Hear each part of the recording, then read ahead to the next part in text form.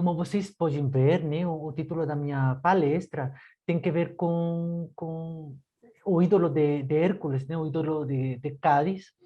E eu, enfim, é uma aproximação um pouco só para pensar um pouco algumas questões, né? Essa apresentação aqui vai ser um pouco eu colocando algumas ideias, mas mesmo assim tem alguma estrutura, né? Porque está tudo pensado para um artigo que vai ser publicado. Então, com isso, o que eu quero falar é que, justamente nas perguntas, nas respostas e no debate que ao final vai acontecer, aí eu gostaria muito, né, de que vocês, de alguma maneira, pois, geram dicas, conselhos, o que vocês veem, o que não, ou é mais interessante ou não fica tão claro, né? Porque assim sempre um consegue ver as coisas de outro ponto de vista, né? Então, você vai passar, Marina, as diapositivas? Então, pode passar, por favor.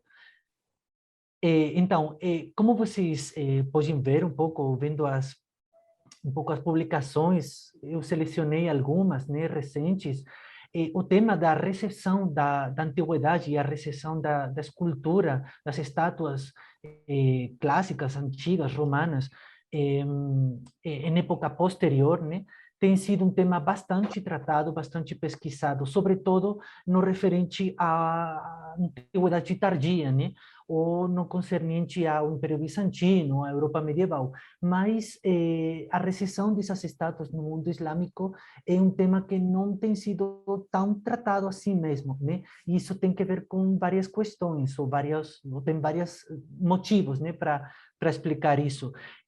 Por exemplo, pode ser a ideia de que realmente quando se produz a expansão árabe, realmente no século 7, 8 já estavam desaparecendo essas estátuas, então não teriam muitas que subsistiriam, que perviveriam durante estes séculos, né? E além disso, está toda essa ideia, né? Toda essa tradição que fala que o Islã de alguma maneira se opõe ou é contrário à antiguidade, à Jahiliya, né? A essa época pré-islâmica, e ao mesmo tempo que o Islã é uma religião que de alguma maneira não tolera ou rejeita as imagens, a antiguidade, os restos da antiguidade e as estátuas em concreto, né? E aí eu coloquei uma imagem que aparece num dos manuscritos, justamente representando uma das grandes figuras do mundo corânico também, né, que é o Abraão destruindo esses ídolos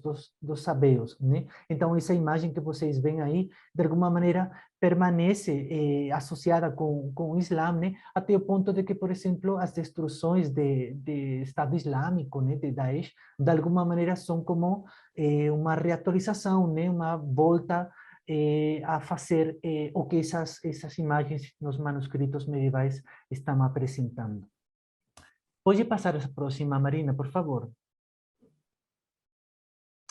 Realmente tem, por exemplo, alguns artigos que falam dessa questão, né, da recepção das estátuas no mundo islâmico, medieval, incluso contemporâneo, né? Aqui nesse livro que vocês podem ver, ele é um conjunto, tem um conjunto de artigos, né, de diferentes temas e contextos e regiões, e um desses artigos é do professor Michael Greenhalgh, que ele trabalha com as fontes literárias um pouco para ver o estado e analisar justamente essa recepção das estátuas clássicas e antigas no contexto islâmico, né? E a conclusão que ele apresenta, eu mais ou menos selecionei algumas das ideias para que vocês vejam um pouco o estado da questão, o balanço historiográfico mais ou menos atualmente, né? A conclusão que ele oferecia é que realmente a estatuária antiga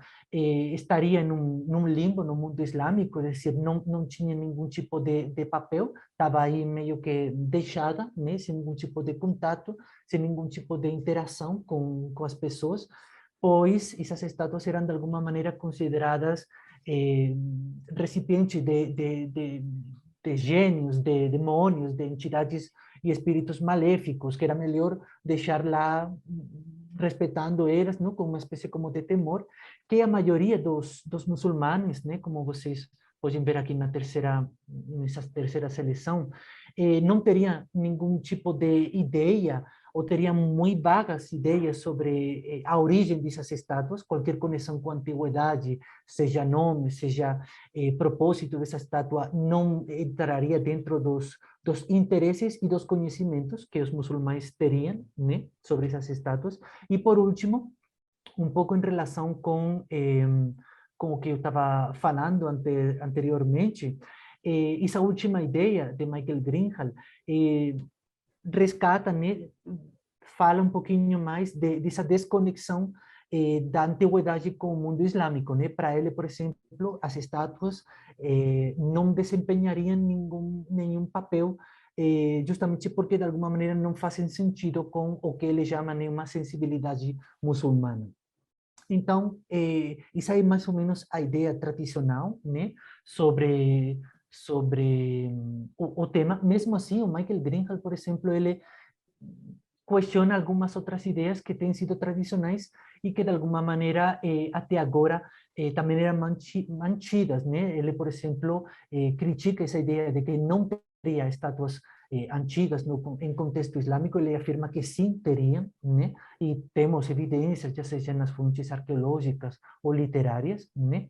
Mas, em princípio, ele, mesmo que falando que existiriam essas estátuas, o que ele conclui é que essas estátuas estariam de lado, não participariam em nenhum tipo, não teriam nenhum tipo de papel, estariam no limbo e não existiria nenhum tipo de interesse com respeito a elas por parte da população, tá bom? A próxima diapositiva, Marina, por favor. Bom, o que eu vou fazer a partir de agora, então, apresentar um desses casos para, de alguma maneira, tentar ver o, o próximo, um exemplo, né? E tentar ver se isso é verdade, se não é verdade, enfim, tentar ver distintas coisas a partir desse exemplo. Esse exemplo aqui é o ídolo de Cádiz, né? E o que nós sabemos do ídolo de Cádiz é que estaria aqui situado no sul da Península Ibérica, nessa estrelinha azul que eu marquei para vocês. Sabemos pelas fontes literárias que seria como uma construção bem sólida, bem resistente, de 3 partes, mais ou menos, coroada, né, com uma estátua de bronze em cima, representando um homem, né? Seria um monumento antigo, pré-islâmico, que os diferentes autores definem como um farol, né, como um ídolo, como um talismã. Ao mesmo tempo, essas fontes também falam que teria sido construído por Hércules, por Dul-Qarnayn ou Alexandre o Grande. Dul-Qarnayn é uma figura que aparece mencionada no Corão, né? É uma espécie como de figura que, mesmo sendo figura do mundo pré-islâmico, é uma figura que de alguma maneira está em conexão com o monoteísmo e de alguma maneira tem uma visão positiva por ter expandido o monoteísmo no mundo islâmico. E ele justamente teria chegado também aos extremos do mundo, né? Ou aparece em conexão com diferentes regiões distantes, né? Então, por isso a ideia também, de alguma maneira, aparece muito vinculado ou quase completamente associado com Alexandre o Grande, né? Então, as fontes falam tanto de Hércules quanto de Dul-Qarnayn. E como vocês veem aí, as fontes escritas que nós temos compreendem ou abarcam um grande período de tempo. Vão desde o século VIII, que é quando temos as primeiras referências, até o século XVII. E aparecem tanto em latim quanto em árabe, até em outras línguas também, mas que eu aqui não considerei, né? E o que sabemos também pelas fontes é que esse monumento, esse ídolo, foi destruído nessa data, no 1145, por um chefe militar, né, da frota almohada, em Cádiz, né, que tentava, de alguma maneira, obter um tesouro que supostamente estaria oculto no ídolo, né? Pode passar na próxima, Marina, por favor. Então, mesmo que realmente o que nós temos são mais fontes escritas, e como vocês veem, temos muitas fontes escritas que abarcam muitos séculos, realmente, quando nós vamos para as fontes materiais, as evidências arqueológicas, nós não temos nenhuma referência arqueológica com respeito ao ídolo. Não temos nenhum fragmento, nem sabemos realmente onde estaria situado esse ídolo, além de que estava em Cádiz ou perto de Cádiz, né? Não sabemos exatamente onde estaria. Então, em função dessa falta de registro material e com a abundância de fontes escritas, a pergunta que de alguma maneira tem sido o foco de atenção por parte dos especialistas tem sido justamente responder a essa pergunta, né? Que foi o ídolo de Hércules? E em relação com isso também, por exemplo, quem estava representado nessa estátua, qual seria seu propósito, em que data foi construído, etc, etc, né? A partir todo das fontes. O problema, e eu acho que também vocês podem pensar que esse pode ser um dos grandes problemas, é que se nós não temos fontes arqueológicas e só temos fontes escritas, será que com essas fontes escritas nós vamos saber dizer e chegar a uma conclusão de saber o que foi o ídolo de Cádiz? Realmente é difícil, né? E isso é difícil porque as fontes apresentam contradições e basicamente têm sido analisadas em função do caráter histórico, da quantidade e da, não sei como se diz em português essa palavra, da quantidade e qualidade da informação que essas fontes nos oferecem, né? E a maioria dessas fontes têm sido analisadas ou consideradas como tardias, como provenientes do Oriente, né? E, sobretudo, com um monte de descrições fantásticas, como cheias de superstições, de relatos e todo. E então, realmente, e com todas essas contradições, realmente é difícil saber o que era o ídolo de Cádiz. Porém, realmente a dúvida de se o ídolo de Cádiz existiu ou não, que às vezes tem sido planteada pelos especialistas, acho que é uma pergunta que tem fácil resposta. O ídolo de Cádiz existiu sim, né? E nós sabemos que existiu porque, enfim, temos muitas evidências e, por exemplo, temos evidências como as que vocês veem aí, essas duas imagens que aparecem em manuscritos de diferente tradição, né? Um manuscrito otomano, tardio, né? Mas que reproduz a imagem, a descrição que dava um autor do século XII, e uma outra imagem proveniente do manuscrito do século XIII, das histórias de Espanha, de Alfonso X, né? E como vocês veem, mais ou menos as imagens são bastante parecidas ou realmente muito similares, né? E ao mesmo tempo, se nós analisamos as fontes escritas, o que vemos é que, enfim, que são distintas tradições de diferentes autores e que realmente estão falando de uma coisa que existiu de verdade, né? Então, essa questão sobre a existência ou não do ídolo, acho que pode estar claramente respondida que sim, que existiu, né? Pode passar na próxima, Marina, por favor. Então, eu falei que nós não temos nenhum registro arqueológico sobre o ídolo, né? Mas, em realidade, temos algumas evidências materiais que podem estar em relação com o ídolo ou que, de alguma maneira, eh, fazem sentido no contexto no qual nós vamos nos mover ou em relação com o ídolo, né? Por exemplo, uma estátua de bronze de Hércules que foi recuperada no entorno de Cádiz, por meio de, enfim, estava submergida, né, no mar, em uma região que foi, enfim, engolida pelas águas, digamos. Uma outra estátua, né, correspondente a um imperador romano, também encontrada também numa zona próxima a Cádiz, e um grafite, como vocês podem ver, que representaria o que tem sido interpretado como um farol romano, né, que também apareceu em Cádiz. Enfim, são alguns vestígios que eu queria trazer aqui para vocês, porque de alguma maneira podem, sem que nós tenhamos certeza, mas talvez podem estar relacionados ou dar sentido ao ídolo de Cádiz, tá bom? A próxima, Marina, por favor. Mas, enfim, eu não vou me focar aqui em responder essa pergunta, ou ao menos não vai ser o meu propósito responder a essa pergunta de o que foi o ídolo de Hércules. O que me interessa me plantear um pouco é outra questão, que é como o ídolo foi percebido, como foi compreendido e representado nessas fontes, e, em definitiva, o papel que o ídolo teve, o que desempenhou, né, em Al-Ándalus. E me interessa especialmente dentro de tudo isso o processo de interação, né? Essa conexão, essa troca que se produz entre o ídolo, entre as pessoas que de alguma maneira escrevem sobre o ídolo, que chegam até o ídolo para visitar o ídolo, e também o contexto político e cultural da Al-Ándalus ao longo de seus séculos, né? Desde bem o começo da conquista, no começo do século VIII, até o século XVII. Né?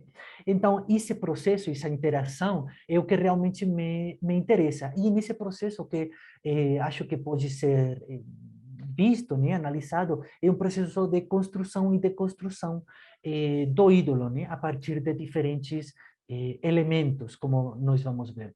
Esse meu análise, né, esse meu foco aqui, tem, depende, né, eu estou partindo aqui de uma bibliografia que, de alguma maneira, atende dentro dos estudos de recessão da antiguidade, né?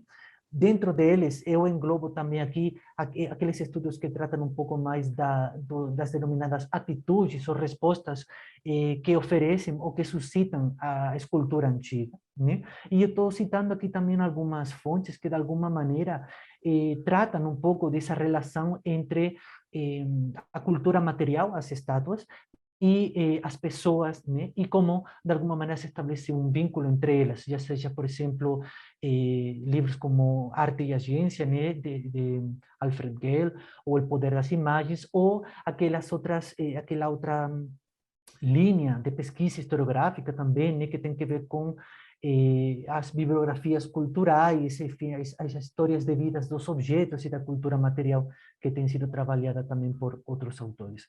E a metodologia que eu vou usar aqui vai, obviamente, analisar essas fontes escritas que eu apresentei brevemente para vocês, né? Essas referências ao ídolo, e eu vou focar aqui um pouco em três aspectos ou três elementos que de alguma maneira compõem o ídolo, né? Que é a imagem, essa imagem que representaria a estátua, a pessoa ou a entidade que estaria representada por essa estátua, essa imagem, o objeto do ídolo em si, mas também os próprios objetos que a estátua contava ou que tinha nas mãos, né, que nós sabemos pelas fontes, e as memórias ou as ligações com a antiguidade, com o passado pré-islâmico, que de alguma maneira essa estátua leva ou traz consigo. Tá bom? Esses são os três elementos nos quais vou me focar e que vão estruturar essa minha fala aqui. Pode passar na próxima, Marina, por favor. Então, focando um pouco na imagem, e voltando, seguindo, então, a linha cronológica das fontes, a primeira fonte que eu mencionava para vocês aparece no século VIII, é uma fonte latina, uma crônica, que é a nossa melhor fonte sobre a conquista da Península Ibérica, né, que é a crônica do ano 754, e essa crônica se refere ao ídolo dessa forma, como vocês estão vendo aí, como uma coluna de Hércules, associada ou vinculada com Hércules, que Musa, que é o conquistador muçulmano da Península Ibérica, teria de alguma maneira se encontrado quando ele desembarcou em Cádiz, né? Então, a primeira referência que nós temos é, de alguma maneira, uma estátua, um monumento que aparece associado com Hércules, nessa região de Cádiz, o qual também não é esquisito, né? Porque lá nós sabemos por los textos clássicos e antigos que lá em Cádiz, na antiga Gades, estava o grande templo, o famoso templo dedicado a Hércules, né? E que ao mesmo tempo, não em Cádiz, mas nas proximidades, no Estreito de Gibraltar, estavam as denominadas, ou se identifica nessa região, né? As colunas de Hércules, né? Então, realmente Hércules é uma figura que permanece então até o século VIII vinculado com certos monumentos ou com a história antiga da cidade.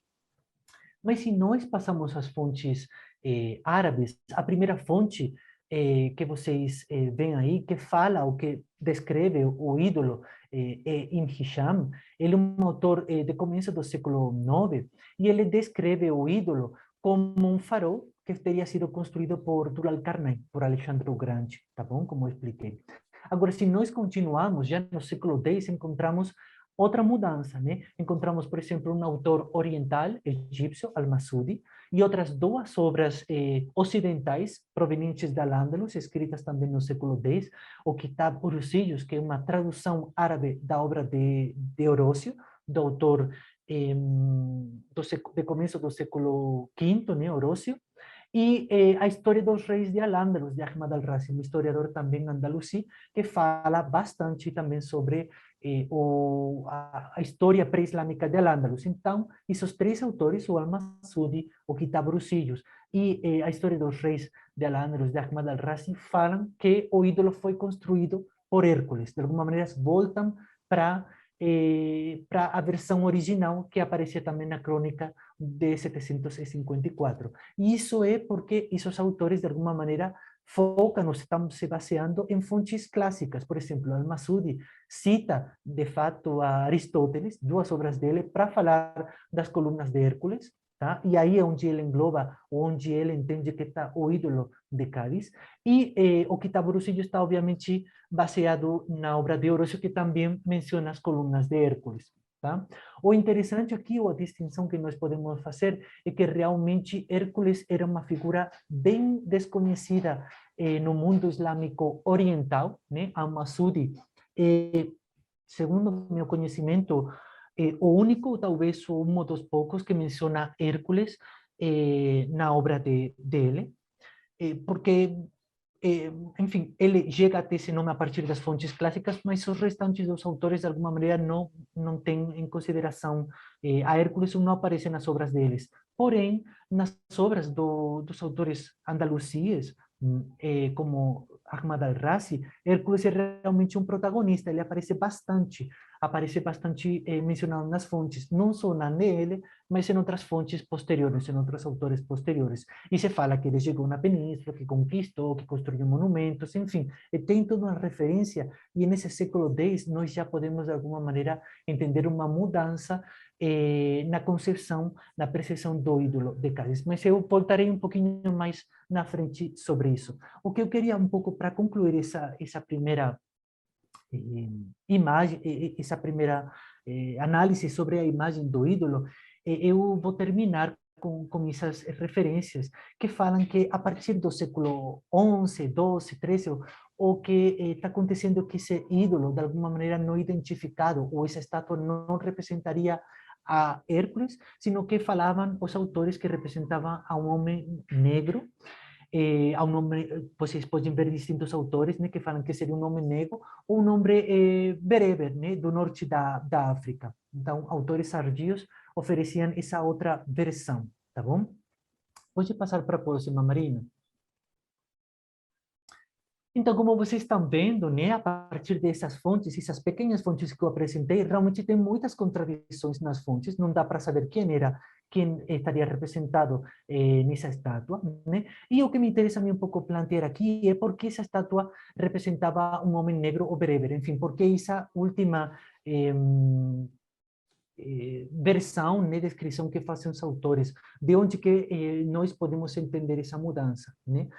Alguns autores, e eu acho que até pode fazer sentido, né? Alguns autores têm apontado que realmente, imaginem, né? Uma estátua que estaria perto do mar, de bronze ou de metal, já no século X, XI, XII, XIII, já estaria totalmente corroída, né? Oxidada. Então, talvez isso poderia, de alguma maneira, oferecer aquela imagem de uma pessoa negra, enfim, poderia ser uma hipótese. Só que, para mim, a hipótese ou a explicação que faz mais sentido pode ser, de alguma maneira, que essa representação ou esse querer ver no ídolo a uma pessoa negra, uma pessoa proveniente do norte da África, do outro lado do Estreito de Gibraltar, tem que ver com justamente as mudanças que estão se produzindo em Al-Ándalus a partir do século X, né? Onde cada vez tem mais protagonismo a nível militar, como comerciantes, como até como califas, né?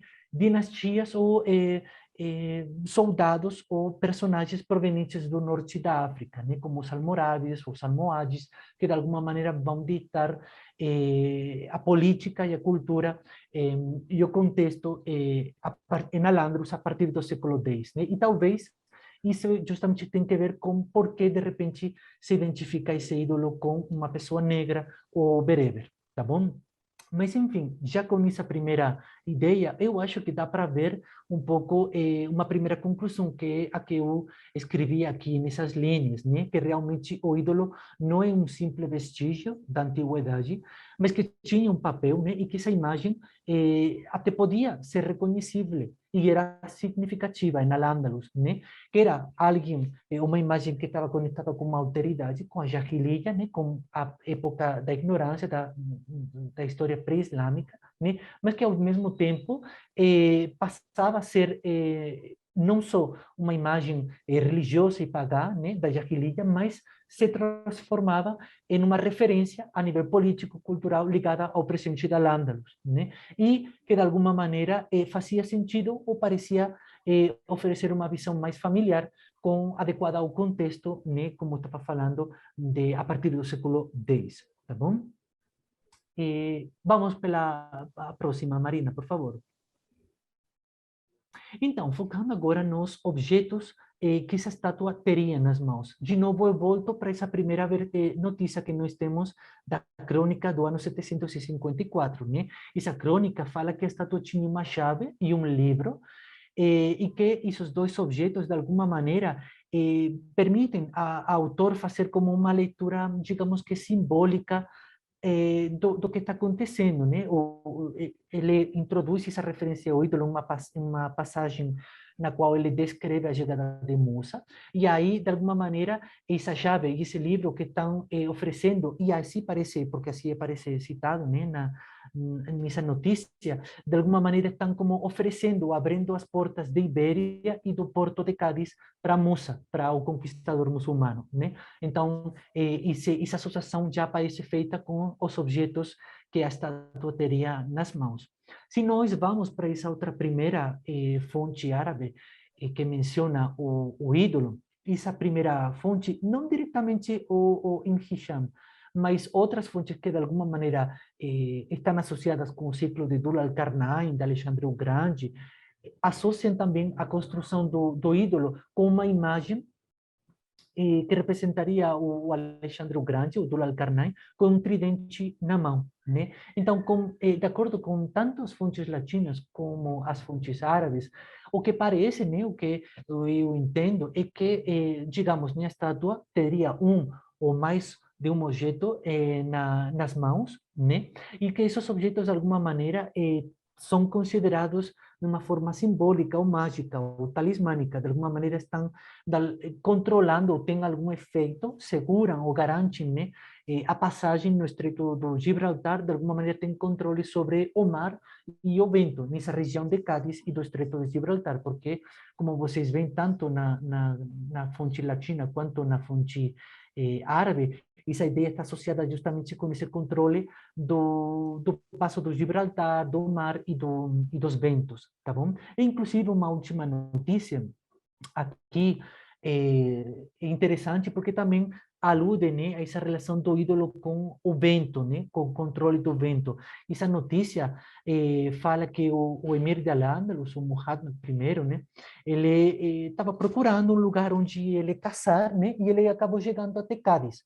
E aí ele acabou encontrando o ídolo de Cádiz, né, e ele ficou todo surpreso pelo monumento. Daí ele ficou pensando, né, e, enfim, decidiu provar quão resistente, quão sólido era esse monumento. Aí ordenou juntar um monte de, de madeira, né, para prender fogo ao ídolo. Aí juntou e ele fala nessa notícia que o ídolo era uma estátua que apontava com as mãos e que tinha uma chave também em uma das mãos, né? E quando eles vão prender fogo, o que acontece é que da estátua sai um vento huracanado e esse vento joga chamas, o fogo contra o emir, contra as tendas, né, o campamento do emir. Aí o emir fica todo assustado e ele acaba fugindo, né, falando que essa estátua tinha um tipo de um conhecimento ancestral, uma sabedoria ancestral e que era melhor não mexer com ela. Né? Mas o fato de que o vento apareça aí, de alguma maneira, tem que ver com esse poder, essa associação do ídolo com o vento, com o mar, né? Que eu estava falando. Pode passar na próxima, Marina. se nós vemos um pouco outras fontes, né, também nesse contexto do século X, XI, outros autores também identificam esses objetos também como uma chave, como um livro, como uma tábua de chumbo, né? Só que, de alguma maneira, os mesmos autores, eles têm dificuldade, eles reconhecem que não tem nada claro qual é o propósito, qual é a função do ídolo, né? De alguma maneira, eles fazem essa associação com os próprios objetos, a partir dos quais eles querem entender a função do ídolo, né? E eles falam que, por exemplo, a chave não corresponde com uma fechadura que seja conhecida, e que o livro que a estátua tem em uma das mãos não está aberto, está fechado, e que então a mão, ademais, além disso, assegura aí o livro para que os secretos que a estátua protege não possam ser conhecidos nem espalhados, né?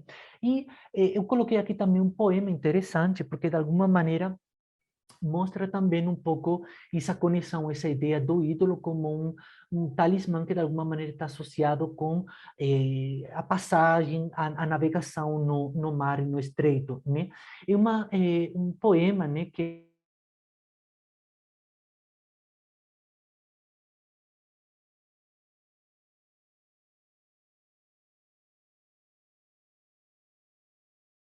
de Cádiz, ele obviamente topa ver o monumento, né? E ele chega, desembarca para se aproximar ao ídolo, né? Daí o companheiro começa a se perguntar, né? Se o ídolo é uma maravilha grega ou persa, né? Então, esse contexto cultural não está muito claro, né? Mas essa é a pergunta que ele se faz. Pô, já é interessante, né? Porque o ídolo já está gerando algum tipo de perguntas nas pessoas que estão chegando até ele, né? E ao mesmo tempo a resposta, né, que aparece aí por parte de Enzo Reis, do autor do poema, também é interessante, né? Porque nesse contexto, né, imaginem, né? Aí os dois estão diante do ídolo, né? O amigo do Enzo Reis fez essa pergunta: são estas maravilhas gregas ou persas? Aí o Enzo Reis fala para ele que fale mais baixo, né? Eh, e que tentem procurar eles a salvação dos mares com esses ventos, eh, em outros, enfim, que busquem o porto, né? Que cheguem até o porto logo, né? Para procurar lá a salvação dos naufrágios, né? Dos problemas que podem acontecer no mar. Isso também é interessante, né? Porque de alguma maneira vocês têm aí a ideia de que não dá para saber muito bem como funciona o ídolo, mas talvez falar alto, perguntar coisas que não devem ser perguntadas, pode incomodar, pode gerar algum tipo de problema e aí gerar mais complicações, né? Mas que de alguma maneira também, ao mesmo tempo, o ídolo está conectado com a salvação dos mares, a salvação ter uma passagem tranquila, né? Nesse entorno, que de alguma maneira o ídolo pode garantir isso, só que também ele pode garantir todo o contrário, que eles acabem mortos e acabem naufragando e acabando afogados, né, no meio do mar. Então, a recomendação de Enzo Reis é, de novo, né, que tá tudo bem, apresentemos os respeitos, mas vamos rápido, porque a salvação vai estar lá no porto quando cheguemos lá, tá bom? Mais uma diapositiva, Marina, por favor. E tomando ou continuando, ou como desenvolvendo um pouco essas ideias sobre esses objetos que o ídolo teria nas mãos, eu trouxe aqui também um fragmento de um autor interessante. Um fragmento não, enfim, eu estou resumindo aqui o que ele está falando, né? Al-Himyar, que é um autor tardio, mas ele é interessante porque ele está tomando fontes anteriores. Anteriores, enfim, não sabemos que fontes seriam, mas certeza que ele menciona um autor do século XI, que é Al-Bakri, que Al-Bakri é um autor que conhece ou que trabalha diretamente com o Kitab Russillos ou com as fontes clássicas. Enfim, a surpresa, né, que Al-Hingeri, sendo um autor tão tardio, ele fala que o ídolo foi uma estátua, um monumento construído por Hércules. Então, ele volta de novo a essa linha do século X, né? E ele fala, além disso, né, ele fala que o ídolo foi construído para proteger Al-Ándalus e que cada parte da estátua, de alguma maneira, estava conectada com uma região de Al-Ándalus. Então, ele fala, oh, a cabeça do ídolo estava associada com Toledo, o peito do ídolo estava associado com Córdoba, né? Al-Hindari também fala que o ídolo tinha dois objetos, que ele interpreta como duas chaves, né? Que são a base do poder dele. E ele fala, né, que qualquer dano, qualquer problema que acontecesse com uma estátua, teria eh, um efeito em o poder do ídolo, né? De tal maneira que se, por exemplo, se a primeira chave caía, Al-Ándalus sofreria terríveis revoltas, enfim, teria um período de crises, e se a segunda chave que o ídolo tinha na mão caía também, isso significaria o fim do domínio muçulmano em Al-Ándalus, né? Além disso, Al-Hindari añade, né, comenta que realmente o que aconteceu foi que a primeira chave caiu nesse ano, 1010, né? Desencadenando ou em conexão com as revoltas que levaram ao fim do califato omíada em Al-Ándalus, né? E que, além disso, quando o ídolo foi destruído, nessa data que eu comentei para vocês, no 1145, e quando ele foi destruído, o que aconteceu foi que Córdoba foi conquistada pelos cristãos e Sevilha, a outra grande cidade dos muçulmanos, foi obrigada, ai, desculpe, errei aqui, enfim, obrigada a pagar tributos, né, a pagar impostos aos cristãos. Eh, Pode passar na próxima, Marina, por favor. Então, essas notícias que o Al-Hindari oferece para nós, obviamente, são, pensem ustedes, são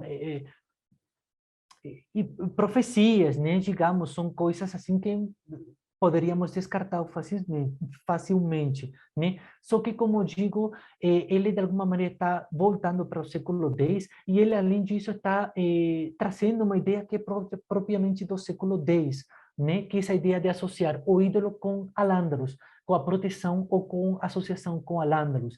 Essa associação, essa ideia de o ídolo conectado ou vinculado com Al-Ándalus aparece no século X, como eu já falei. Aparece justamente a partir das fontes clássicas da obra de Horócio, em la qual ele descreve a Península Ibérica como um triângulo, né?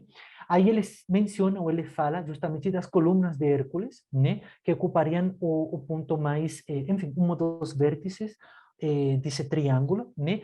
E os autores do século X, o Kitab Brusillos, essa tradução árabe, o Ahmad al-Razi, que eu mencionei, e al-Bakri, que eu também mencionei, eles tomam essa descrição triangular da Península Ibérica, só que reformulam, relaboram ela e vão colocando novas informações. Aí eles reproduzem essa descrição triangular, mas eles falam que foi Hércules quem colocou e quem fez de alguma maneira essa digamos, delimitação geográfica e política do que seria Ibéria, do que seria a Península Ibérica, colocando um monumento em cada esquina, em cada vértice do triângulo.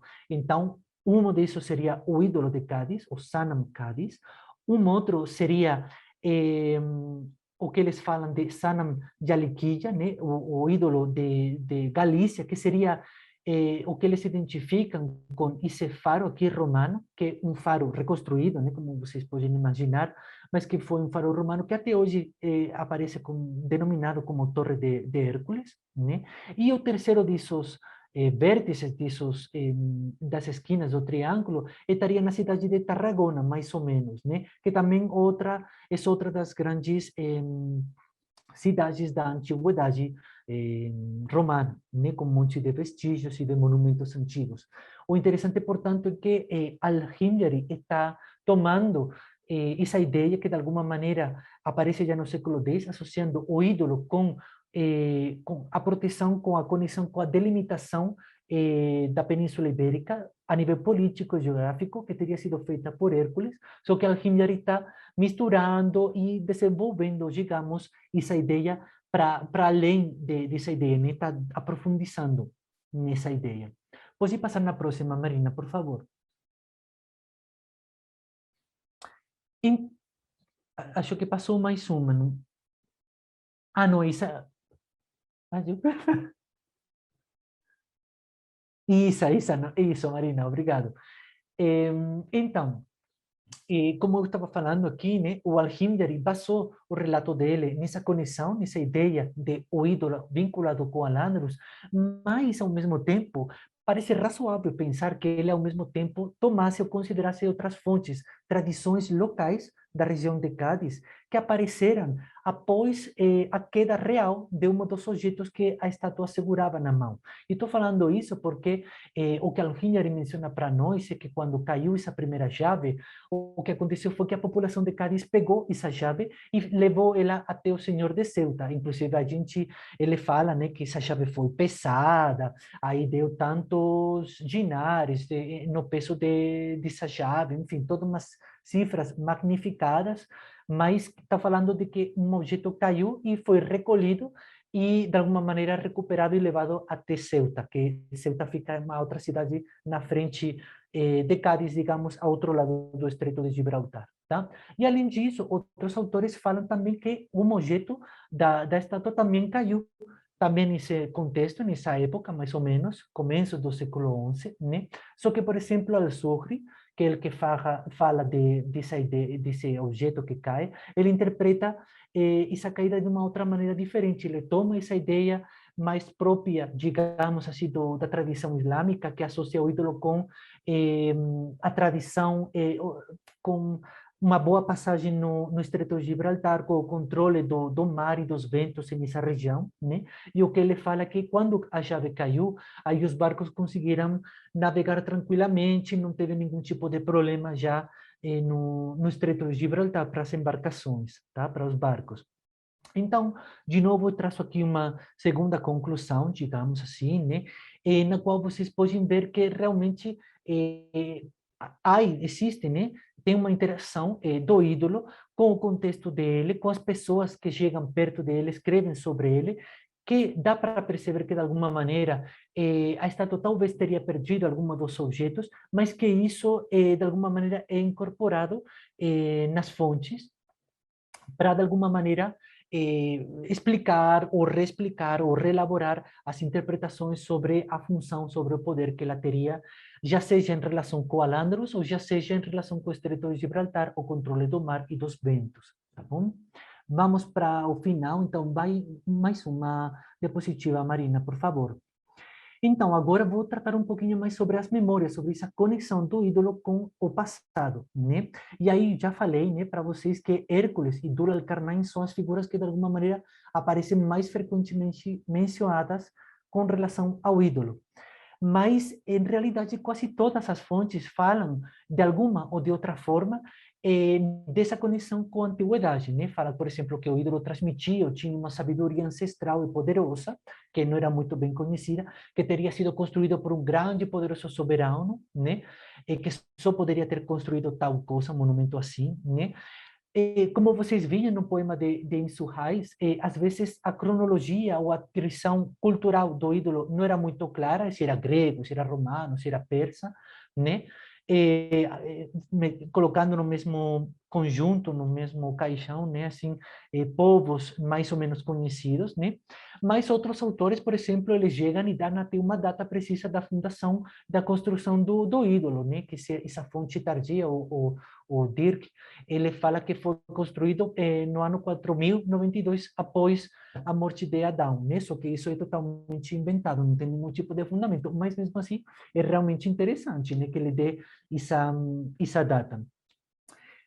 Como resultado, o que eu estou tentando aqui um pouco mostrar é que o ídolo eh, de Cádiz não, digamos, não foi totalmente islamizado, porque a figura de Dul al-Qarnain, que é uma figura que de alguma maneira é muito mais familiar, muito mais fácil de assimilar para o mundo islâmico, ele bem poderia ter, de alguma maneira, ocupado o papel de Hércules, ser a visão tradicional, a hipótese, digamos assim, a versão mais majoritária da maioria dos autores, né? Mas isso não acontece, né? Ele convive junto com Hércules, por exemplo, né? Que aparece no século X, né? Então isso para mim é interessante, porque de alguma maneira o ídolo não é nenhum elemento islamizado completamente, mas mantém, de alguma maneira, elementos, digamos assim, pagãos ou pré-islâmicos. Por isso que, de alguma maneira, as memórias que eles transmitem, ou às quais eles se associam, são, e eu coloco aqui, híbridas. De alguma maneira, o ídolo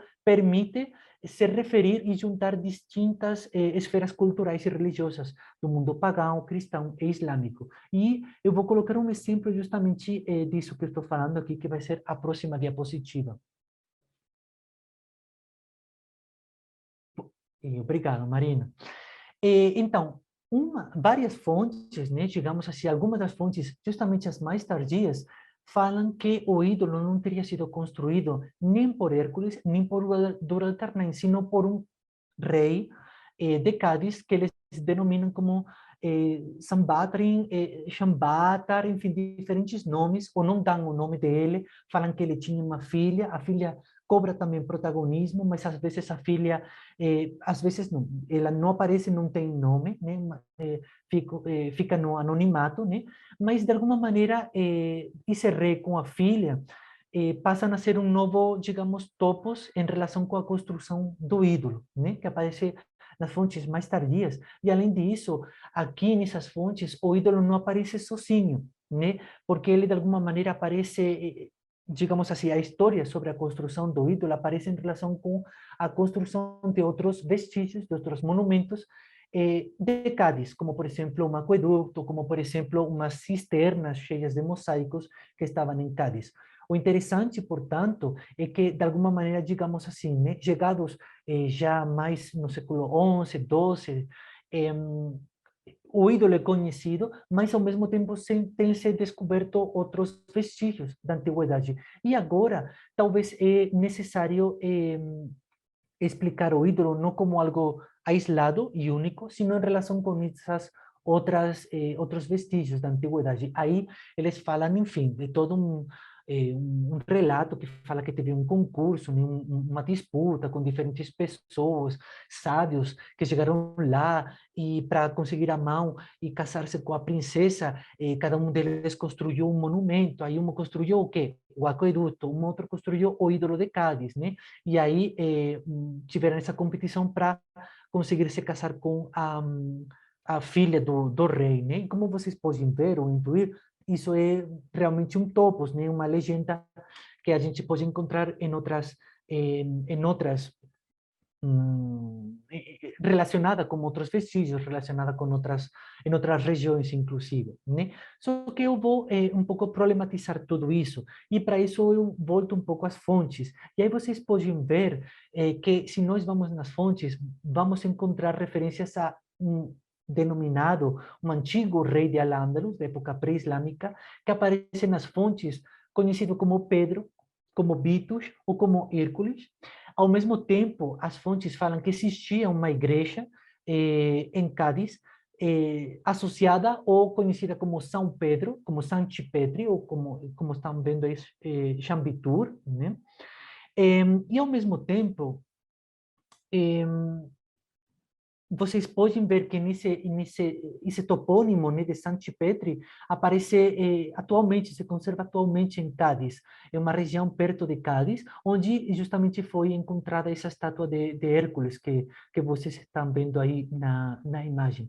Então, se nós juntamos essas pequenas coisas, obviamente não podemos concluir nada em relação com isso, mas se dá para pensar, né, que todas elas estão em relação, que esse São Pedro, que está vinculado pela tradição cristã com justamente a proteção do mar, dos pescadores, associado com uma igreja, pode ser aquela reconversão, aquela cristianização do antigo templo de Hércules, enfim, tudo isso parece encaixar bem, mas o que parece também razoável sugerir é que realmente esse topos, essa legenda que eu estava explicando aqui sobre a construção do ídolo, do aqueduto, eh, pode ser rejeitada, obviamente, tipo, falando, é uma legenda, é um topos, mas o interessante também é pensar que justamente essa legenda, ou esse topos, é justamente utilizado aqui para explicar a quantidade de vestígios que está acontecendo. Então, é como, digamos assim, como um elemento, uma ferramenta que eu posso utilizar para, se não sei o que está acontecendo, se não posso explicar claramente a origem das coisas, a utilidade e a função que essas terias, esse topos talvez encaixe aqui, eu posso utilizar ele para explicar essa realidade material que as pessoas estavam vendo no século XI e XII, né? E ao mesmo tempo, como vocês veem, essa figura do São Pedro, do Shambhata, é uma figura que combina elementos da tradição islâmica, cristã e pagã. Daí essa ideia, essas memórias híbridas que eu estava falando para vocês. Pode passar, Marina. Então, agora eu chego nas conclusões e, de alguma maneira, eu volto um pouquinho no começo, nessas conclusões que aportava o Michael Grinham, nesse artigo que eu mencionava ao começo dessa minha apresentação, onde ele falava que as estátuas realmente não teriam um papel, estariam no limbo, seriam temidas, né? Aí, o que o ídolo de Cádiz está um pouco apontando é que, ao menos nesse caso do ídolo, o ídolo teve um papel realmente relevante, né? Ele interagiu com as pessoas, interagiu com o contexto, tem que ser entendido dentro do contexto. As pessoas chegavam lá, teriam de alguma maneira interesse por conhecer o ídolo, se perguntavam coisas a partir dele, tentavam explicar qual seria a função, qual seria a origem desse ídolo, dessa estátua, né? Ao mesmo tempo, é importante também ter presente que mudanças reais aconteceram com a estátua, talvez essa oxidação que eu comentei no começo, ou talvez mais importante, essa perda de algum dos objetos que a estátua tinha nas mãos, né? Que são elementos que são mencionados, que aparecem registrados pelas fontes e que, ao mesmo tempo, permitem ou reforçar ou mudar as interpretações sobre a função do ídolo, que fontes clássicas e tradições locais são utilizadas para aprofundizar nessas explicações e para tentar recuperar essa lembrança sobre o construtor do ídolo, sobre a função do ídolo. Então, aí eu volto um pouco para essa pergunta, né, que eu planteava ao começo, né, que foi o ídolo de Hércules, né? Talvez eu não estou interessado, eu acho que, enfim, é interessante, né? Mas para mim tem muito mais interesse em responder dessa outra maneira a essa mesma pergunta, de que foi o ídolo de Cádiz? O ídolo de Cádiz foi esse monumento romano que representaria um deus, um imperador? Não sabemos, mas o ídolo de Cádiz, o ídolo de Hércules, foi também o que eu chamo aqui de um dispositivo, né, que de alguma maneira é híbrido, imutável, que se construi em base a esse processo de interação, de recontextualização, de uma explicação dialética, de alguma maneira, né, com as pessoas que chegam lá, que oferecem diversas interpretações, com o próprio contexto no qual está inserido, um dispositivo que está vinculado diretamente com o presente, com a sociedade da Al-Ándalus, que é, ao mesmo tempo, capaz o que é reconstruído e deconstruído constantemente, que recria sua imagem, que muda sua função enquanto necessidades, que, segundo as necessidades, né? E no qual cristalizam também múltiplas memórias, né? Então, acho que essa resposta ao que foi o ídolo de Cádiz é também interessante, vale a pena também ser recuperada, e acho que traz também reflexões até para nós, na atualidade, né? Um pouco também pensando em relação com as estátuas, os monumentos, e essas memórias, às vezes, incômodas que estão associadas com essas estátuas, e o que fazer ou como reinterpretar essas estátuas. E isso era a minha apresentação. Muito obrigado a todos pela atenção, e agora eu fico atento para qualquer pergunta que vocês possam ter, tá bom? Muito obrigado. Jorge, eu agradeço a sua explanação, bem interessante, né? Eu acho que você fez um percurso de pesquisa, você tem feito, né? Um percurso de pesquisa muito interessante, né? Trazendo várias fontes, né? Fontes de diversos autores, e acho que, sobretudo, as fontes árabes, né? Parecem bem interessantes, né? Porque eu acho que rompe um pouco com essa ideia que se cristalizou, né? Que os árabes destruíram tudo, né? Uhum. E essas fontes mostram, inclusive, o contrário, né? Não só não destruíram, como elas já estavam destruídas, né? Então, acho que é interessante, acho que esse lado. E depois o seu inverso, né? Como essas próprias fontes árabes falam dessa reconstrução, da sua recriação, da sua reutilização, né? Então, acho como também isso ultrapassa os limites, né? Do que é cristão, do que é pagão, do que é muçulmano. Quer dizer, com uma mesma estátua, né? Que poderia ser considerado um símbolo pagão, também ele é reutilizado, né, para diferentes significados. Por exemplo, essa relação, né, de que com a queda, né, quando pensar na queda da Andaluzia, né, associado com a questão da estátua. Então, achei bem interessante, né, o caminho da sua pesquisa, né, porque eu sei que isso é uma parte da pesquisa, né, assim, do que você já tem pesquisado, que você tem escrito sobre, né, então eu agradeço por você compartilhar com a gente um pedaço, né, dessa sua pesquisa bem interessante. Já tem vários aqui, parabéns para você aí no chat, as pessoas parabenizando, mas eu Obrigado, queria, né, então, pessoal. passar a fala para quem quiser fazer alguma pergunta para o Jorge, alguma consideração, pode abrir o microfone se preferir, pode escrever no chat, né? Fiquem à vontade. Enfim, deixo aqui aberta para as pessoas.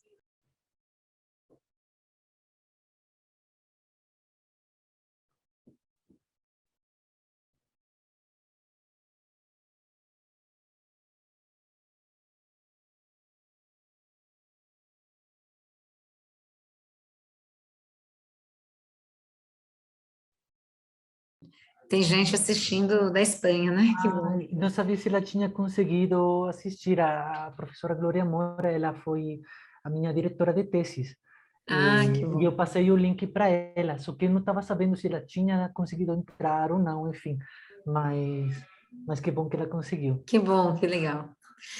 Ô, Jorge, enquanto as pessoas vão aí se aquecendo nas perguntas, né? É, eu queria, na verdade, nem sei se é exatamente uma pergunta, mas de tudo que você falou, né, quer dizer, das várias questões que você trouxe, a minha questão vai por esse lado, né? Se essa estátua de Hércules, né, você considera, se você considera, né, que você tem considerado na sua pesquisa como um ídolo, né, ou vários ídolos, né, que vão sendo construídos, né, que vão sendo reelaborados de acordo com quem está no poder naquele momento, se você consegue fazer essa relação, né? Então, é, é Hércules, mas não exatamente será Hércules, né? Ou seja, como é que isso vai sendo reelaborado para contemplar aquele que está no poder naquele momento. Não sei se a sua pesquisa permite esse tipo de análise. Tá. É que eu acho que, por exemplo, Samira, agora que eu estava pensando, né, escrevendo aqui as coisas sobre a apresentação e tudo, né, aí eu estava lembrando e fazendo aquele contraste, né, com os meus começos aqui com a pesquisa, né? Aí eu titulei a minha pesquisa, o projeto de pesquisa, eu titulei, já não me lembro, né, mas de ídolo a talismã, ou alguma coisa assim eu falei, né?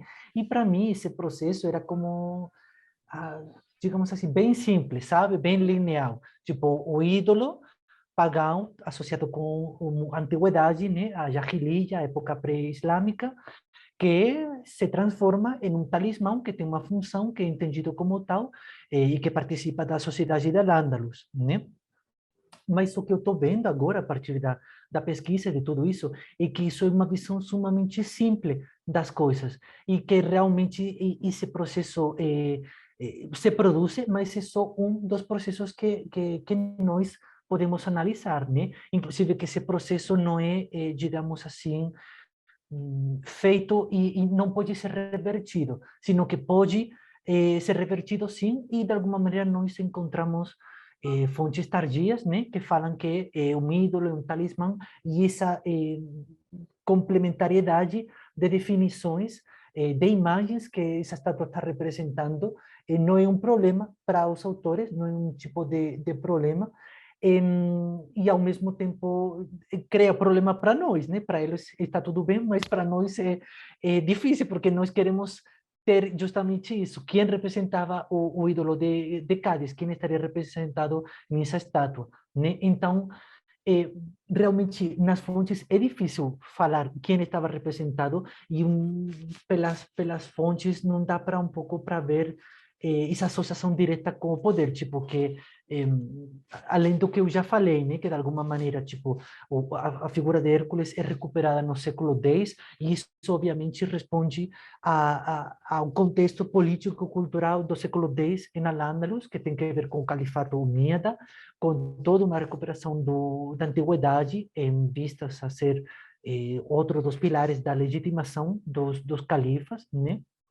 Por umas outras vias, né? Mas isso não tem uma associação direta com o tipo a quem representava essa estátua. Para mim, na minha visão, a imagem é talvez aquele elemento ou aquela parte do ídolo, né, dessa composição que é o ídolo, que de alguma maneira permanece um pouco mais associada com a Jahiliya. Em nenhum momento ele, o ídolo é interpretado ou associado com uma figura propriamente, sabe, corânica, plenamente inserida no contexto islâmico como tal, sempre uma figura um pouco mais da alteridade, digamos assim, do outro, né? Então, acho que, não sei se respondi a sua pergunta, mas enfim, acho que essa associação com o ídolo e o contexto político, né? Um pouco do momento. E agora, respondeu sim, Jorge, mas na sua resposta me surgiu outra pergunta. Então, vai. Não, e que, se na verdade, nesse período, né, da Jahiliya, dessa idade aí da ignorância, em que medida esses cronistas tardios não fazem dessa antiguidade também parte desse passado da Andaluzia, né? Não como se a história da Andaluzia tivesse começado a partir, né, do século VII, né, como se eles fossem herdeiros, inclusive, desse passado antigo, porque eu acho que isso é uma questão interessante, né, desde pensar da mesma forma como a antiguidade serve para legitimar o poder na Europa, serve para dar uma ideia de longevidade, né, em que medida isso também não é feito, né, por esse califado, inclusive para legitimar esse poder, quer dizer, por que estamos aqui, né? Então, não um passado como ruptura, mas esse passado antigo como continuidade. Não sei se a sua pesquisa vai por aí. Vai por aí, sim, Samira, vai por aí. Inclusive, vou fazer publicidade aqui de mim mesmo, e eu vou remitir, né, para quem quiser um pouco, elaborar um pouquinho mais essa resposta. Eu vou dar uma palestra no próximo dia 6 de setembro, ao convite do professor Fabiano Fernandes, né, no laboratório, e eu vou tratar um pouco desse tema, né, mas eu vou fazer aqui um resumo rápido, que de alguma maneira a resposta que eu vejo é que sim, que a antiguidade é, é um elemento que está plenamente, digamos assim, conectado, o que é fundamental na formação da Al-Ándalus, em como Al-Ándalus se entende e se construi a nível social, econômico, cultural e político. É um elemento, para mim, é fundamental, né? Só que se nós vamos na tradição historiográfica, o conceito que de alguma maneira tem marcado essa associação entre época medieval e antiga, sobretudo na Península Ibérica, é o conceito de reconquista, né, que de alguma maneira associa essa recuperação do passado ao mundo cristão, né? Já seja cristãos do norte da Península Ibérica que teriam resistido frente aos conquistadores muçulmanes, já sejam os próprios cristãos que não se convertem e que de alguma maneira, enfim, tem um monte de autores aí, mas o Francisco Simonet, né, ele falava, por exemplo, que os mozárabes e os cristãos que viviam no Al-Ándalus, eles teriam sido aqueles mártires que teriam salvado a cultura clássica, sofrendo, morrendo por ela, para de alguma maneira levar isso por além dos séculos, proteger esse tesouro, né? Aí os muçulmanos, Al-Ándalus como tal, não aparece em nenhum sentido, parece só essa imagem de rejeição, de oposição, né? Então, o que eu vou falar um pouco nessa palestra e o que eu já pesquisei na tese, desenvolvi, continuo desenvolvendo, porque é bem complexo, mas o que eu estou vendo é que, de alguma maneira, digamos assim, né, no começo, nem os cristãos, nem os muçulmanos, no começo é após a conquista islâmica, né, bem no começo desse período, século oitavo, digamos, nem os cristãos, nem os muçulmanos tenham interesse em construir uma continuidade com essa antiguidade. O que se manifesta, o que os dois, de alguma maneira, falam fortemente, é a ideia de ruptura. Só que depois, ao longo dos séculos, isso vai mudando, vai se transformando, aparece a ideia de ruptura, mas também aparece a ideia de continuidade, né, de associação com o passado. Aparece, obviamente, pelos cristãos, né, com toda uma série de... essa ideia justamente da reconquista, mas por parte dos muçulmanos isso aparece, e nós temos que nos perguntar até que ponto eh, enfim, não só qual é a relação entre esses discursos de um e outro, em base a que fontes eles estão se construindo, como dialogam entre eles, né? Mas, na minha visão, a parte muçulmana, né? Digamos assim, o papel que eles teriam é muito importante. Às vezes é até mais temprano que eles têm esse interesse pelo passado, se manifesta de uma forma muito mais forte, muito mais evidente.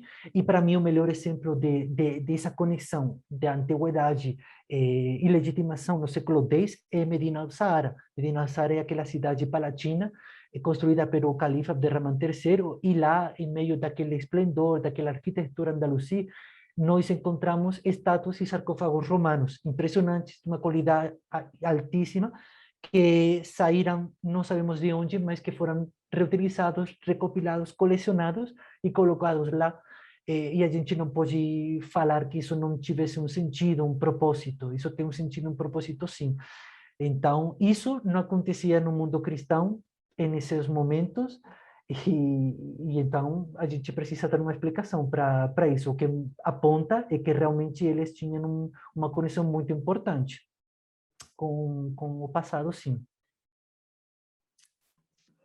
Obrigada, Jorge. Acho que essa Eu que questão realmente, quer agradeço, dizer, Camila. é um tema, como você disse, para outra conversa, né? Mas eu acho que a sua pesquisa ela é inovadora também por isso, porque rompe com essa visão de que o islamismo destrói aquilo, né, que não tem referência, né, à tradição religiosa, ou que pode ser paganismo ou idolatria, né? Ainda que, Uhum. claro, isso seja ressignificado, que ele seja utilizado de outra forma, mas a não destruição, eu acho que é um ponto interessante da sua Sim, pesquisa, e depois de como ela pode ser reutilizada, pode dar outros significados, e assim por diante. Então, acho que sua palestra no grupo da Fabiana vai ser bem interessante, né, para continuar esse debate. espero que Não sim, sei se tem alguma obrigado. pergunta, se alguém gostaria de fazer algum comentário, claro, além de parabenizar, né, a palestra. Se alguém gostaria de colocar algum comentário, abrir o microfone e colocar no chat. Não sei se tem alguma coisa, não, né, Marina? Apareceu alguma? Acho que não, porque às vezes a gente está conversando aqui e não está vendo as questões no chat. Tem. Eu vou ler então do Jonathan, tá? Bom, primeiro que ele dá parabéns pela excelente palestra, viu, Jorge? E a dúvida é Uhum. precisamente uma curiosidade, na verdade. A exemplo do ídolo de Hércules, há exemplos de aspectos do período visigodo na Espanha que tenha sido de algum modo recepcionado no Al-Andalus, ou a recepção é por algum motivo associada principalmente à antiguidade greco-romana. Tá, obrigado, Jonathan. Tem sim, porque tipo, quando eu falo passado, às vezes eu tenho que me explicar melhor, né? Tipo, por isso que eu falo melhor época pré-islâmica, porque aí eu englobo tanto a antiguidade romana, quanto a antiguidade pré-romana e o reino visigodo, né? Eh, digamos assim, por exemplo, o Ahmad al-Razi que eu mencionei para vocês, né? Ele faz toda essa história pré-islâmica. Então, aí ele, consultando uma série de fontes, entre as quais está essa tradução de Orosio, né? Consultando outra série de elementos, até, por exemplo, incorporando eh, referências a vestígios, a materiais e inscrições que aparecem nas cidades antigas, em Mérida, enfim. Ele construi essa obra e ele faz todo esse percurso, né? Toda essa descrição, toda essa narrativa, desde o primitivo povoamento da Península Ibérica até o califato umíada, né? E aí, por exemplo, ele fala dos reis visigodos, fala, por exemplo, os nomes de cada um dele, mais ou menos da data dos reinados dele, os fatos mais importantes, que às vezes estão até vinculados com a igreja católica, etc, etc. Então, tudo isso aparece bem referido por eles. Eu acho, e se eu posso falar como, por exemplo, um exemplo, né, de um elemento que de alguma maneira teria sido, ou seja, vinculado com o passado visigodo e que teria tido essa recepção ou esse interesse já em Al-Ándalus, eu acho que esse objeto material seriam essas coroas de Guarrázar, essas coroas, enfim, famosas, né? Que de alguma maneira estão feitas em ouro, com pedras preciosas, que mantém, ou que tem aquele nome dos reis visigodos, falam Rex Recesvintus, né, por exemplo.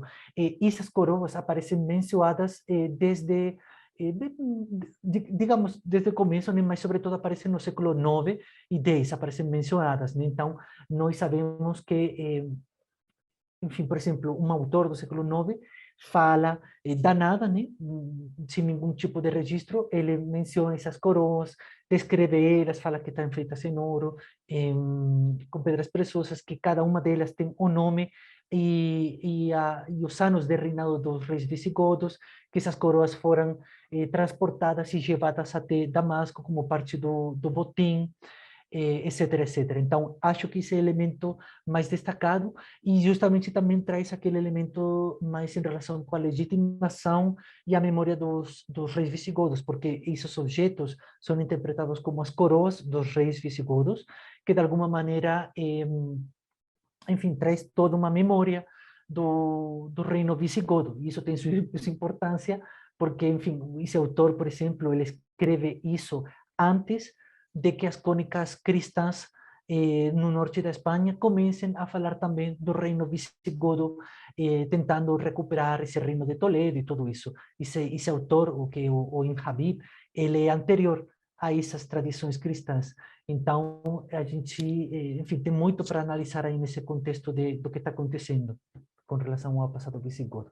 Mas muito obrigado pela pergunta, Jonathan.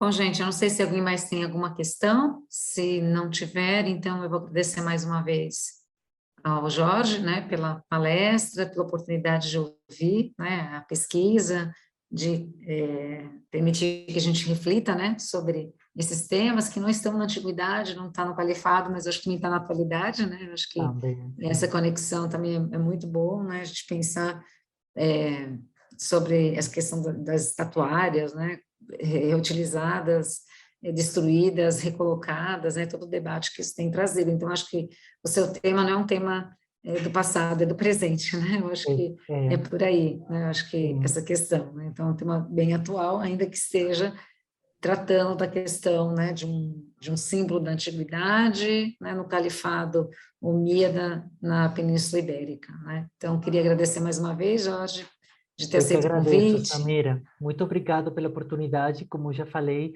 é bem útil fazer essas coisas aqui, porque uno se força, né, a pensar, a estruturar essas ideias. Então, eu agradeço muito pela oportunidade, pelo acolhimento, né, pelo carinho de sempre. E podem contar sempre comigo. Eu estou sempre feliz de poder participar, tá bom? Obrigada, Muito obrigada mesmo, viu, obrigado. Jorge?